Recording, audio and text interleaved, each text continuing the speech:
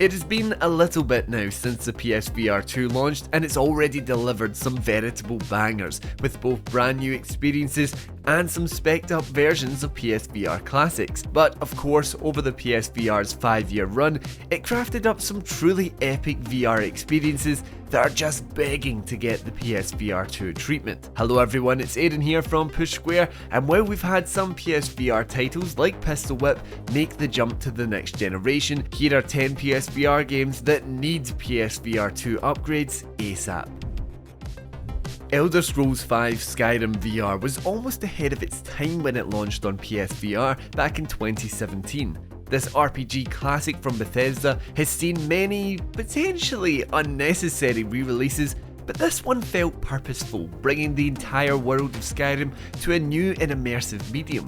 You could play the entire game in VR, which was no doubt a delight for long-time fans, even if it did result in the odd dizzy spell. However, with the dated Move controllers and PSVR tech, it was ultimately a game that you couldn't quite squeeze everything out of. With finicky controls and awkward movement, Skyrim VR was a neat idea, let down by the tech. That's where the PSVR2 would step in with its highly improved tracking technology and seamless Sense controllers. A sharpen of that resolution too thanks to the PSVR2's 4K OLED panels, and you have a VR version of Skyrim that you can easily immerse yourself in while all the tech fades into the background.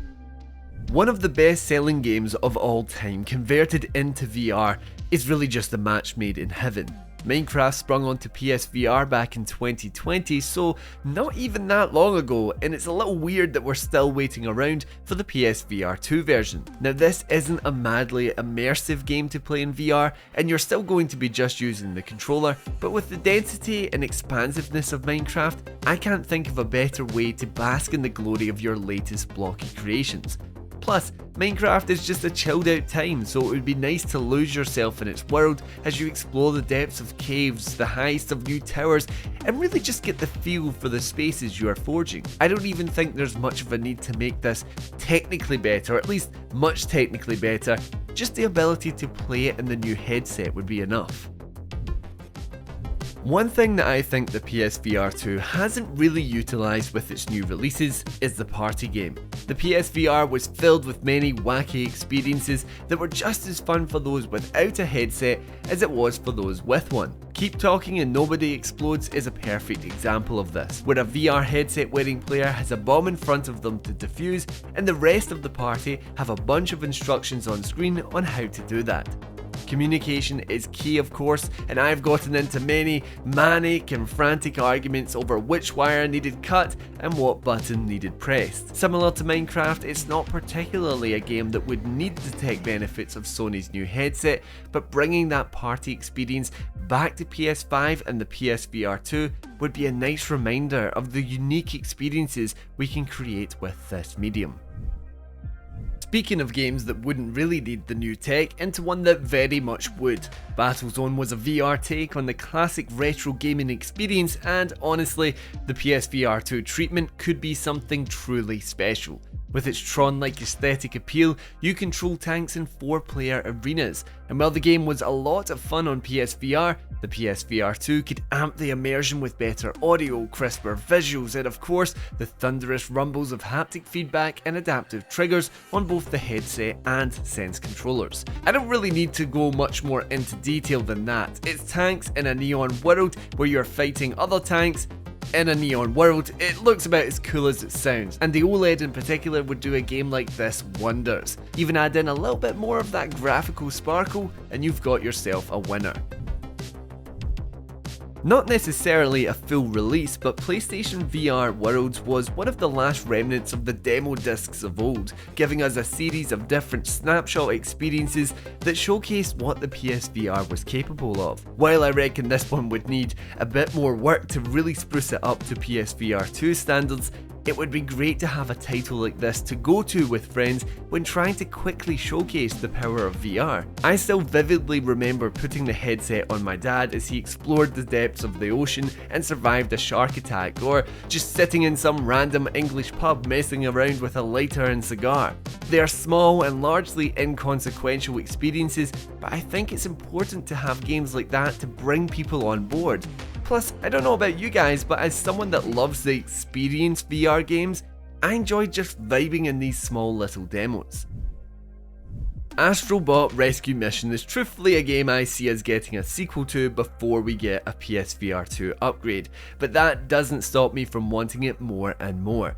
This was a masterful example of using VR in interesting ways, as it took the third-person platformer and involved you even more as you moved around to try and keep track of little Astro as they balanced delicately along beams and jumped across treacherous drops. We've already seen the difference the PS5 tech can make with haptics and adaptive triggers and 3D audio, really selling the experience with Astro's Playroom on PS5, so it would be incredible to have all of that transferred into this iconic PlayStation entry, which I frankly don't think is discussed enough. Astrobot Rescue Mission is another one that really showcases what can be done with VR in another way that isn't simply an immersive shooter. It's fun, quirky, and definitively PlayStation. One of PSVR's sleeper hits, Static is a cleverly crafted puzzle experience like no other. Whilst being tested on like a lab rat by Dr. Ingen, you must solve his devious conundrums and escape his laboratory. It would be great to see the PSVR2 version with some additional levels designed specifically around the DualSense, since it's really focused in on your hands being bound by these puzzle boxes. Mixing up both the visuals of the PSVR2 headset and the feel of the DualSense controllers would make for a far more tantalising puzzler experience. I have a bit of a soft spot as well for these games that aren't really about being played in VR, but they can really amplify an experience, and I think Static is a great representation of that would be a welcome addition to the PSVR2 library. Batman Arkham VR definitely falls under the experience category of PSVR titles. This isn't really a proper game, more of a mood board of iconic Gotham City locales that allows you to broodingly stare off into the distance and think about fighting crime or something like that. But for those of you out there that love a bit of Batman like I do, it's an incredibly immersive title that I've actually played through a handful of times. Seeing the Nolan Batmobile in a 2-scale version right before my very eyes in the Batcave was awe-inspiring. Sneaking around the Gotham morgue made me feel like a vigilante detective, and when things got all Arkham Asylum levels of trippy, I was truly in the world where everything else faded into the background. Now take all of that, amp up the graphics, improve the haptics and motion tracking, and spook us a little bit more with that 3D audio, and you have a PSVR2 experience I'd play a handful more times.